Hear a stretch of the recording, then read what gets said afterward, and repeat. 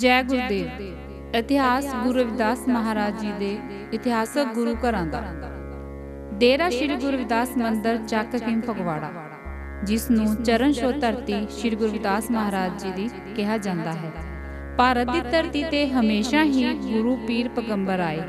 गरीब मजलूमां दी हक सख्त की आवाज़ नूं बुलंद करन वाले महान रहबर जगत गुरु सतगुरु रविदास महाराज जी, जिन्हां ने फरमाया है, ऐसा चाहूं राज में जहां मिले सबन को वन। जदों गुरु जी बनारस की धरती तो चल के अपनी पंजाब फेरी दौरान जदों चूड़काने नूं गए तां उस तो पहलां फगवाड़े तो 3 किलोमीटर दूर पिंड ਚੱਕ ਹਕੀਮ की धरती नूं भाग लाए, जिथे गुरु जी ने 70 दिन निवास किया अते मनुखता नूं सच का उपदेश दिता। यह इतिहासक स्थान श्री गुरु रविदास महाराज जी की चरण छो धरती वजों भी जानिया जाता है। प्यारी साध संगत जी, सन 1485 ईस्वी विच सतगुरु रविदास महाराज ने सतगुरु कबीर जी अते सतगुरु धन्ना जी नाल पंजाब की धरती ते आए तां उन्हां ने पिंड ਚੱਕ ਹਕੀਮ की धरती नूं भाग लाए। जिस वक्त वो पिंड ਚੱਕ ਹਕੀਮ विखे पहुंचे तां उस समय ਚੱਕ ਹਕੀਮ की धरती ते मियाँ नां दा एक मुस्लिम फकीर रहिंदा सी, जिस दा 12 कोह तक डंका वजदा सी। ਉਹ ਚੱਕ ਹਕੀਮ की धरती ते किसी संत फकीर नूं रात नहीं सी रुकन दिंदा। जदों गुरु रविदास जी की संत मंडली ਚੱਕ ਹਕੀਮ पहुंची तां फकीर मियाँ जी के सेवकां ने उन्हां नूं उत्थों रुकन तो मना कर दिता ते कहा कि अगे चले जाओ, तुसी इस स्थान ते रुक नहीं सकते। गुरु रविदास जी ने कहा कि असी रात रुक के चले जाना है। मियाँ साहब के सेवकां ने यह वार्ता जाके मियाँ साहिब नूं सुनाई।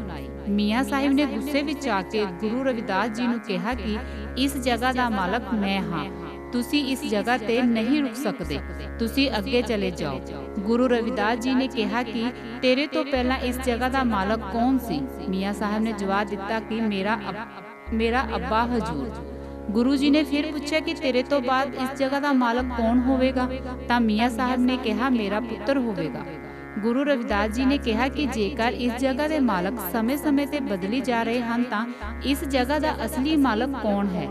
इस सारी धरती का, इस कैनात का असल मालक कौन है? तां मियाँ साहब ने कहा कि अल्लाह ताला इस सारी धरती का मालक है। गुरु जी ने फिर पूछा कि सानू सारियां नू पैदा करने वाला कौन है? तां मियाँ साहब ने जवाब दिता अल्लाह ताला। गुरु जी ने फिर कहा कि मियाँ जेकर सारी कैनात का, सारी धरती का मालक वो अल्लाह ताला है तां तू दस कि असी इस धरती ते रात ठहर सकते हाँ? मियाँ निरुत्तर गुस्से विच उथों चला गया। घर जा मियाँ दा मन ना लगे। सारी रात उसकी सोचा विचारा विच लंघ गई। सवेरे जदों मियाँ इबादत उपरंत सजदा करन लगा तां की देखदा है कि जेड़े दरख्त मियाँ दे नाल अल्लाह वल झुक जांदे सन, वो अज जिस पासे गुरु जी की संत मंडली ठहरी सी उस पासे वल झुक गए। मियाँ बड़ा हैरान होया अते हाथ जोड़ के बेनती की कि मैं अल्लाह ताला ये अज दी कोतक हो रहा है। ਇਹ ਤਾਂ मियाँ साहिब ਨੂੰ आवाज़ आई कि तू मियाँ जिस खुदा ਨੂੰ मिलन ਲਈ तू रोज़ इबादत करदा सी ਉਹ ਅੱਜ खुद तेरे पास चल के आया है ते तू उसनू पहचान नहीं सकिया। मियाँ उसे समय संत महापुरुषों के चरणों विच जाके रोन लगा अते कहा कि महाराज मैनू बख्श दिओ, मेरे तो भुल हो गई, मैं तुहानू पहचान नहीं सकिया। गुरु जी ने कहा मियाँ तू तां सानू इत्थे रात रुकन नहीं सी दे रहा, हुण की होया? मियाँ ने कहा गुरु जी मैं आप जी नू पहचान नहीं सकिया, पर हुण मैं आप जी नू जान नहीं दवांगा। सतगुरु जी ने मियाँ साहिब का प्रेम देख के इस धरती ते 70 दिन विश्राम किया अते फिर जडियाला गुरु तो हुंदे होए चूड़काने की धरती पाकिस्तान विच अपने पवित्र चरण कमल पाए। चूड़काने की इस पवित्र धरती का भी गुरु रविदास जी नाल संबंधित एक गौरवमय इतिहास है। ਚੱਕ ਹਕੀਮ की इसे पवित्र धरती ते महान संत हीरादास महाराज जी ने 200 साल पहला घोर तपस्या की। उन्हां दी तपस्या तद सफल हुई जदों परमात्मा की तरफों आकाशवाणी हुई कि इस स्थान ते सतगुरु रविदास महाराज जी का मंदिर उसारिया जाए। इस आकाशवाणी तो बाद संत हीरादास जी ने मंदिर उसारी का बीड़ा चुक्या, पर उस समय साडी कौम कोल यह कारज सिरे चाढ़न की समर्था नहीं सी। संत बाबा हीरादास जी ने अपनी सख्त मेहनत ਅਤੇ ਘੋਰ ਤਪੱਸਿਆ ਦੇ ਨਾਲ ਇਸ ਸਥਾਨ ਤੇ ਮੰਦਰ ਉਸਾਰਨ ਦਾ ਕੰਮ ਸ਼ੁਰੂ ਕੀਤਾ ਅਤੇ 1888 ਈਸਵੀ ਵਿੱਚ ਇਹ ਮੰਦਰ ਸੰਪੂਰਨ ਕੀਤਾ। संत हीरादास जी ने सतगुरु रविदास महाराज की कृपा नाल 1912 ईस्वी विच रविदास दीप ग्रंथ लिखिया। मंदिर की उसारी तो बाद इत्थे हाड़ की संगरांद ते भारी मेले का प्रबंध किया गया, जो कि अज तक हर साल हाड़ की संगरांद नूं मनाया जाता है। अज भी यह स्थान के दर्शन करके एहसास होता है कि गुरु रविदास महाराज जी कन कन विच विराजमान हैं। जानते हाँ डेरा श्री गुरु रविदास मंदिर जग हकीम के इतिहास बारे डेरे के मौजूदा गद्दी नशीन संत पुरुषोत्तम लाल जी कोलों। हर सो हीरा छाड़ के करे आन की आस, तह नर दोजक जाहेंगे सत भाखे रविदास। मैं समूह संगतां दा दास महंत पुरुषोत्तम लाल इतिहासक डेरा श्री गुरु रविदास मंदिर सचखंड ਚੱਕ ਹਕੀਮ ਦੀ पावन पवित्र धरती, जिथे मेरे गुरुदेव दो जहान दे बाली सतगुरु रविदास जी महाराज सतगुरु कबीर साहब ने चरण पाए। ये इतिहासक स्थान जो दिल्ली दे विच तुगलका बाग दा दरबार है, जदों सिकंदर लोधी जो जात पात दे हंकार दे मध्य विच सारे पासे इस्लाम दा प्रसारा करना चाहुंदा सी, उस दे नाल जदों सतगुरु रविदास महाराज दाता जी ने वार्तालाप किया, अपने तर्क दे नाल उन्होंने समझाया तो वह सेवक हो गया। तो उन्हें बेनती की, सच्चे पातशाह मेरे घर मेरे गृह दे विच आपने दर्शन जरूर देने। सतगुरां ने वह वचन किया तो पंजाब की धरती के उत्ते महाराज 1485 ईस्वी दे विच सतगुरां ने चरण पाए। इतिहासक स्थान ਚੱਕ हकीम जो फगवाड़े तो 3 किलोमीटर की दूरी पर है, इत्थे हज़रत मियाँ नां दे फकीर रहिंदे सन। जिस वक्त सतगुरु रविदास जी महाराज 1485 ईस्वी नूं शाम के वक्त इस स्थान पर आए तो हज़रत मियाँ ने उन्हां दे सेवादारां ने इत्थे रात रुकण तो भी मना कर दिता। तो सतगुरु महाराज कहण लगे, भाई साडे बैठण नाल धरती घटनी नहीं है तो ना ही इत्थों असीं कुछ लैके जाना है। जदों हज़रत मियाँ नूं पता लगा कि साधु लोग आके उत्थे निवास करन लगे ने रुकण लगे ने, तो बड़ा गुस्से दे नाल आके कहण लगा, मैं धरती दा मालक हाँ, आप अगे चले जाओ। तो सतगुरु रविदास महाराज कहण लगे, अखां वाला अन्ना। उन्होंने बड़ा गुस्सा लगा कि महाराज जी ने मैनू अन्ना शब्द वरत्या। तो महाराज जी कहण लगे, जे तू धरती का मालक है तो पहला मालक कौन है? तो उन्हें कहा, मेरे पिता जी इस धरती के मालक सन, तेरे तो बाद कहता मेरा पुत्र होवेगा। तो सतगुरु रविदास महाराज कहते, असल मालक दस धरती का कौन है? तो मियाँ कहण लगा कि अल्लाह ताला। तो महाराज कहते, अल्लाह ताला की धरती ते असी नहीं रात रुक सकते, सानू भी उन्हें ही साजिया है। तो मियाँ कोई जवाब नहीं दे सकिया, पर मन में गुस्सा लैके गया कि मैं उस फकीर नूं मना नहीं कर पाया। सारी रात बतीत होई तो जदों दिन चढ़िया, जदों अल्लाह की बारगाह च इबादत करता है, जदों सजदा करन लगा, जिहड़े दरख्त रोज़ सजदे विच झुकदे सन, उस दिन उन्होंने सजदा सलाम नहीं किया। वो सतगुरु रविदास जी महाराज सतगुरु कबीर साहब के चरणों में झुक गए। ये देख के हैरान हो गया कि कल रोज़ तो मेरे नाल हो की रहा है। तो आवाज़ आई, मियाँ जिस रब नूं जिस खुदा नूं मिलण दीआं गल्लां करदा है, वो अज तेरे घर आया है। तो हज़रत मियाँ अल्लाह की बारगाह चों आके सतगुरां दे चरणों में मस्तक रखे रोण लग पिया, सच्चे पातशाह मैं अखां वाला अन्ना हाँ, मैं धरती के मालक नूं पहचान नहीं सकिया, मैं उस अल्लाह नूं पहचान नहीं सकिया, मेरे गुनाह माफ़ कर दिओ।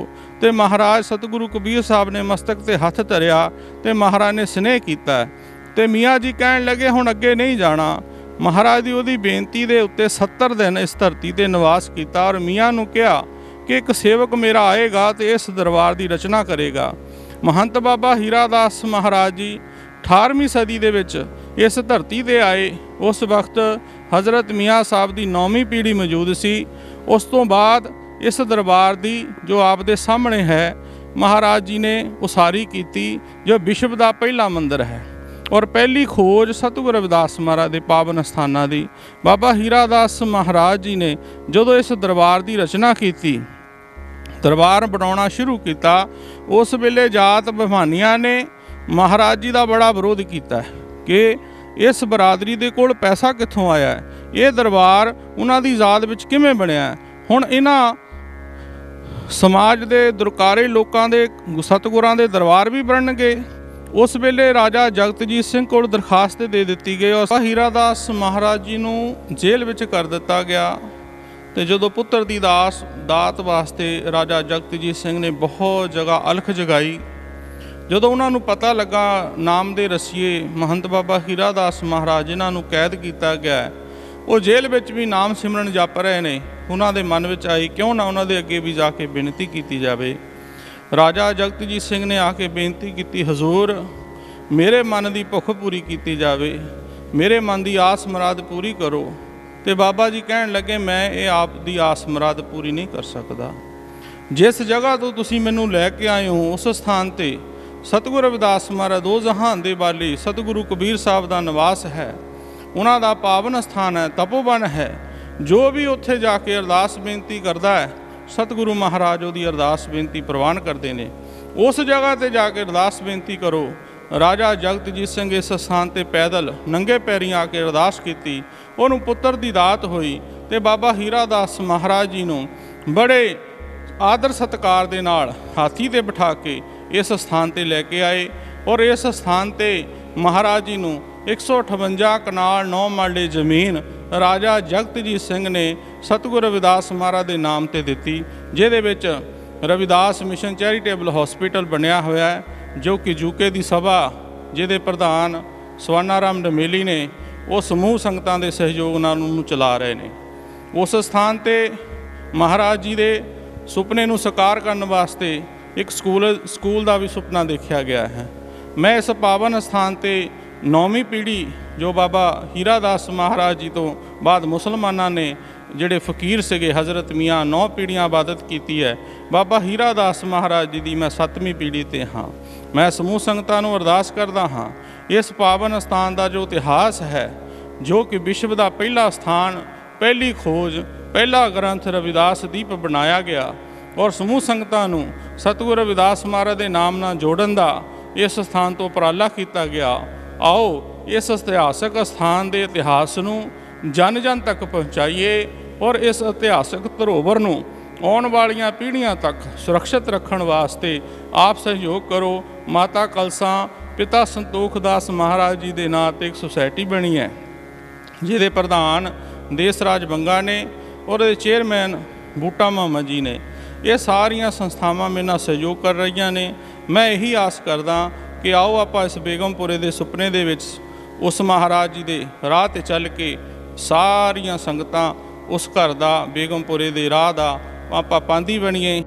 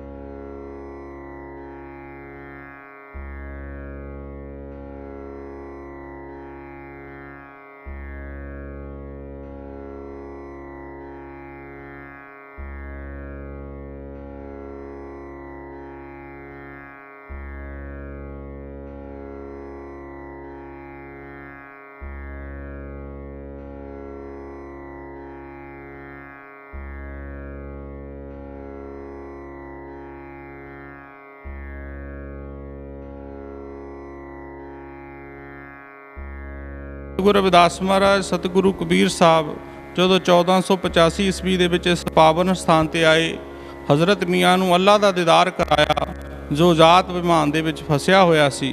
ਮਹਾਰਾਜ ਜੀ ਦੇ ਚਰਨਾਂ ਜਦੋਂ ਡੰਡੌਤ ਬੰਦਨਾ ਕੀਤੀ, ਮਹਾਰਾਜ ਜਦੋਂ ਅੱਖਾਂ ਖੁੱਲ੍ਹ ਗਈਆਂ, ਬੇਨਤੀ ਕੀਤੀ, ਹਜ਼ੂਰ ਆਪ ਇੱਥੋਂ ਨਹੀਂ ਜਾਣਾ, ਆਪ ਨਿਵਾਸ ਕਰੋ। ਮਹਾਰਾਜ ਜੀ ਨੇ 70 ਦਿਨ ਨਿਵਾਸ ਕੀਤਾ। ਸਤਿਗੁਰੂ ਰਵਿਦਾਸ ਜੀ ਮਹਾਰਾਜ, ਸਤਿਗੁਰੂ ਕਬੀਰ ਸਾਹਿਬ ਨੇ ਹਜ਼ਰਤ ਮੀਆਂ ਨੂੰ ਕਹਿ ਕੇ ਇਸ ਬੌਲੀ ਦਾ ਨਿਰਮਾਣ ਕਰਾਇਆ, ਜੋ ਕਿ ਇਤਿਹਾਸਕ ਡੇਰਾ ਸ਼ਿਵਦਾਸ ਮੰਦਰ ਸੱਚਖੰਡ ਚੱਕ ਹਕੀਮ ਦੀ ਧਰਤੀ ਦੇ ਉੱਤੇ ਸਮੂਹ ਸੰਗਤਾਂ ਦੇ ਜਲ ਪਾਣ ਵਾਸਤੇ ਮਹਾਰਾਜ ਜੀ ਨੇ ਇਹ ਨਿਰਮਾਣ ਕਰਾਇਆ, ਜੋ ਇਹ ਇਤਿਹਾਸਕ ਧਰੋਵਰ ਨੂੰ ਸਾਂਭ ਕੇ ਸਮੂਹ ਸੰਗਤਾਂ ਦੇ ਦਰਸ਼ਨਾਂ ਦੇ ਲਈ ਇਹਨੂੰ ਨਿਰਮਾਣ ਕੀਤਾ ਗਿਆ, ਉਹਨੂੰ ਸਵਾਰਿਆ ਗਿਆ। ਮੈਂ ਇਸ ਸਥਾਨ ਤੋਂ ਬੇਨਤੀ ਕਰਦਾ, ਜਿਵੇਂ ਇਤਿਹਾਸਕ ਧਰੋਵਰਾਂ ਜੋ ਸਤਿਗੁਰੂ ਰਵਿਦਾਸ ਜੀ ਮਹਾਰਾਜ, ਸਤਿਗੁਰੂ ਕਬੀਰ ਸਾਹਿਬ ਦੇ ਨਾਲ ਪੰਜਾਬ ਦੇ ਵਿੱਚ ਨੇ, ਆਓ ਇਹਨਾਂ ਨੂੰ ਸਾਂਭ ਕੇ ਸਮੂਹ ਸੰਗਤਾਂ ਦੇ ਦਰਸ਼ਨਾਂ ਵਾਸਤੇ, ਦਰਸ਼ਨਾਂ ਦੇ ਲਈ ਬਣਾਇਆ ਜਾਵੇ, ਸਵਾਰਿਆ ਜਾਵੇ। ਅਤਵੇਤਾ ਜਗਤਪੁਰ ਤੋਂ ਸੰਤ ਪ੍ਰਗਟਦਾਸ ਜੀ ਮਹਾਰਾਜ ਜੋ ਮਹਾਨ ਤਪਸਵੀ ਨੇ, ਉਹਨਾਂ ਨੇ ਆਪਣੇ ਕਰ ਕਮਲਾਂ ਦੇ ਨਾਲ ਇਸ ਸਥਾਨ ਤੇ ਆ ਕੇ ਸਤਿਗੁਰੂ ਕਬੀਰ ਸਾਹਿਬ, ਸਤਿਗੁਰੂ ਰਵਿਦਾਸ ਮਹਾਰਾਜ ਜੀ ਦੀ ਇਸ ਧਰੋਵਰ ਨੂੰ, ਇਹਦੀ ਕਾਰ ਸੇਵਾ ਦਾ ਆਰੰਭ ਕੀਤਾ, ਜੋ ਬਹੁਤ ਹੀ ਸੁੰਦਰ ਬਣਾ ਕੇ ਸਮੂਹ ਸੰਗਤਾਂ ਦੇ ਦਰਸ਼ਨਾਂ ਦੇ ਲਈ ਤਿਆਰ ਕੀਤਾ। ਮੈਂ ਜਿੱਥੇ ਉਹਨਾਂ ਮਹਾਂਪੁਰਸ਼ਾਂ ਦਾ ਧੰਨਵਾਦ ਕਰਦਾ, ਉੱਥੇ ਦੇਸਰਾਜ ਬੰਗਾ ਜੀ, ਨਰਿੰਦਰ ਮੰਗਾ ਜੀ ਔਰ ਬੂਟਾ ਮੁਹੰਮਦ ਜੀ ਦੀ ਸਾਰੀ ਟੀਮ ਦਾ ਵੀ ਧੰਨਵਾਦ ਕਰਦਾ, ਜੋ ਇਸ ਸਥਾਨ ਦੇ ਨਾਲ ਜੁੜ ਕੇ ਮੇਰੇ ਨਾਲ ਸਹਿਯੋਗ ਕਰਕੇ ਇਸ ਇਤਿਹਾਸਕ ਸਥਾਨ ਦੀ ਧਰੋਵਰ ਨੂੰ ਸਾਂਭਣ ਦਾ ਮੇਰੇ ਨਾਲ ਯਤਨ ਕਰ ਰਹੇ ਨੇ। ਮੈਂ ਉਹਨਾਂ ਸਾਰੀਆਂ ਸੰਗਤਾਂ ਦਾ ਵੀ ਧੰਨਵਾਦ ਕਰਦਾ ਜੋ ਯੂਕੇ ਤੋਂ ਨੇ, ਜੋ ਵਿਦੇਸ਼ਾਂ ਵਿੱਚ ਬੈਠ ਕੇ ਇਸ ਘਰ ਦੇ ਨਾਲ ਜੁੜ ਕੇ ਇਸ ਇਤਿਹਾਸਕ ਸਥਾਨ ਦੇ ਨਾਲ ਸੇਵਾ ਨਿਭਾ ਰਹੇ ਨੇ। ਮੈਂ ਉਹਨਾਂ ਸਾਰੀਆਂ ਸੰਗਤਾਂ ਦਾ ਦਿਲੋਂ ਧੰਨਵਾਦ ਕਰਦਾ। ਜੈ ਗੁਰਦੇਵ, ਧੰਨ ਗੁਰਦੇਵ ਜੀ।